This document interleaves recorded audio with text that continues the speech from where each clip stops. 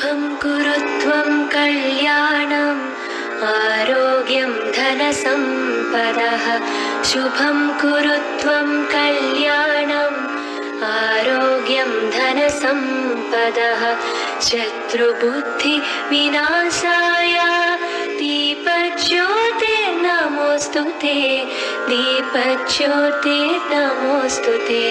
दीपज्योतिर्परब्रह्म दीपज्योतिर्जनार्दनः दीपज्योतिर्परब्रह्म दीपज्योतिर्जनार्दनः दीपो हरतु मे पापं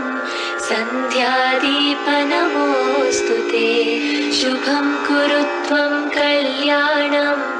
आरोग्यं धनसम्पदः शुभं कुरु त्वं कल्याणम् आरोग्यं धनसम्पदः शुभं कुरु त्वं कल्याणम् आरोग्यं धनसम्पदः।